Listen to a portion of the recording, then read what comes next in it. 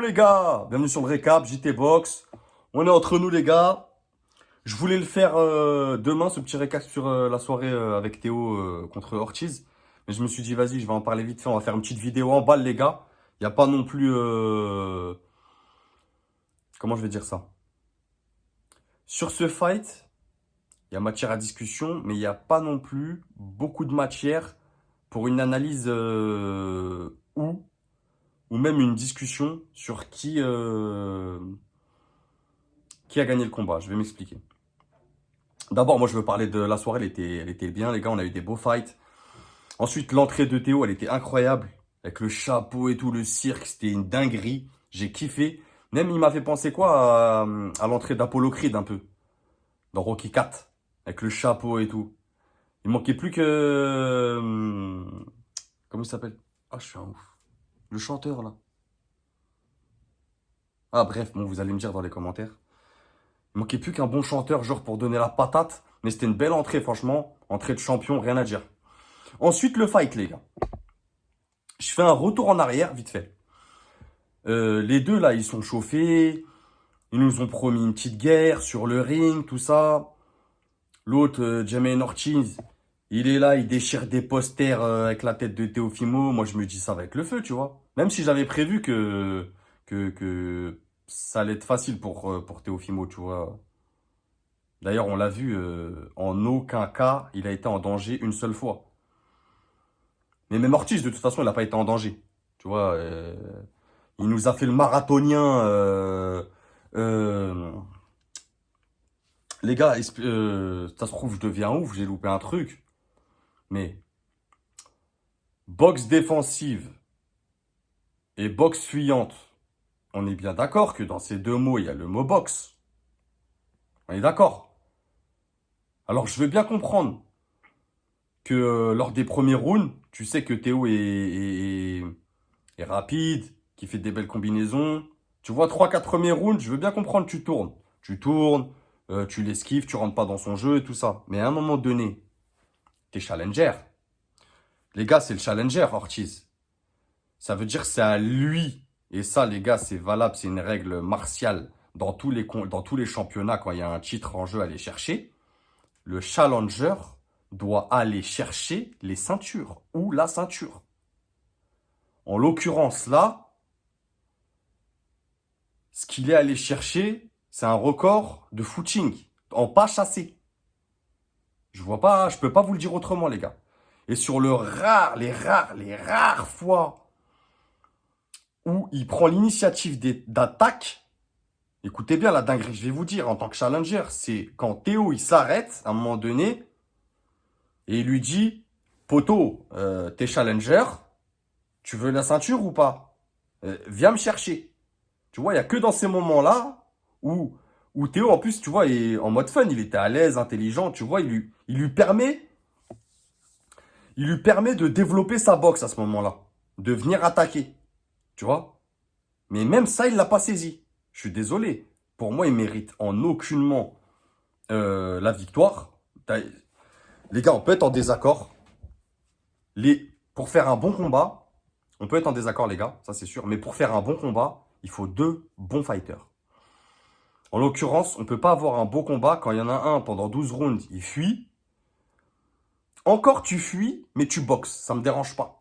Ça fait partie du noble art, tu vois. C'est un style. Mais là, tu fuis et tu fais pas grand-chose. Et Théo, je suis désolé, c'est le champion. C'est pas à lui de casser le ring, d'aller chercher le challenger. Non. Et encore, il a été gentil et très patient à le poursuivre comme ça sans arrêt. Va délivrer des combinaisons, toi, avec un mec qui fuit. Moi, j'ai pas compris. Je savais qu'il allait. Je vous avais dit, moi, dans la vidéo où j'analysais le combat, que c'était quelqu'un qui aimait bien la distance. Mais il y a distance et distance. Il y a distance avec du travail et distance avec rien du tout. Tu peux pas te permettre de faire deux assauts dans un round. Tu vois? Et encore, les gars, hein, fight card oblige, les gars. Vous voyez, moi, je raconte pas de bêtises. Je vais vous dire, je lui accorde le quatrième round, c'est tout. Quatrième round pour Ortiz. Sinon, premier, deuxième, septième, onzième pour Théo. Le reste, pour moi, c'est des draws. C'est des rounds égalité, tu vois. Donc ça fait, moi j'ai 112 pour Ortiz, et 112 pour Théo et 109 pour Ortiz. Mais c'était pas un combat de zinzin. On est d'accord. Franchement, je suis désolé. Décision unanime, c'est entièrement mérité pour Théo. Je sais même pas pourquoi il y a discussion. Genre l'autre il baisse la tête, mais j'ai pas compris. Tu vois? À la fin, au 12e round, il y a un moment donné où ils sont 20 secondes, tu vois, à mi-distance, mid-range, où là ça commence à. Mais les gars, fallait nous faire ça à partir du troisième. Qu'est-ce qui vous arrive à débuter les combats au 12e round? Je suis désolé. Donc, pas du tout flamboyant pour moi, Théo, même s'il a bien géré, il a fait son show avec son entrée, très à l'aise, joli coup d'œil, encore une fois, en forme, gros cardio, du coup, pour le coup. Pour poursuivre quelqu'un pendant 12 rounds comme ça, faut en avoir dans le caisson. Même si il n'a pas délivré beaucoup de coups, mais c'était plus précis quand même. Beaucoup plus précis dans les échanges. Des accrochages, il y en a eu, mais c'était pas beau. C'était pas un beau combat. Tu vois, c'était pas agréable à regarder. Tu vois, c'était un combat. C'était un bon combat, mais c'était pas agréable à regarder. Il y a aucune matière. Il y a aucune. Comment dire? Pas, pas, pas de côté positif à en tirer. C'est pas ça que je veux dire, les gars. Mais tu vois, sur les deux combattants là, il y a aucune. Pour moi, ce combat, ils auraient fait un sparring dans une salle lambda à New York. Ça aurait été pareil, tu vois. Pas besoin de ramener la télé. Faites votre sparring tranquille, les gars.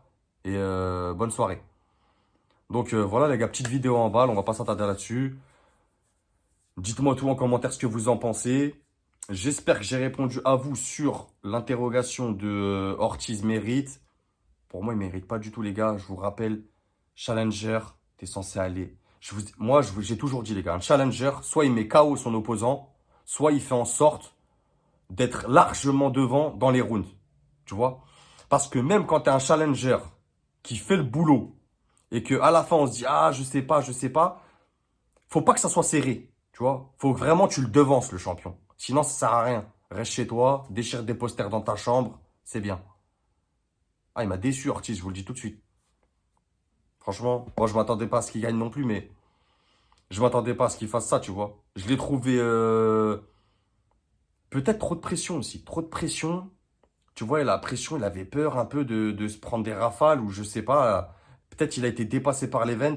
Je sais pas, mais je l'ai trouvé beaucoup mieux face à un Loma que face à un Teofimo Lopez. On est d'accord, les gars.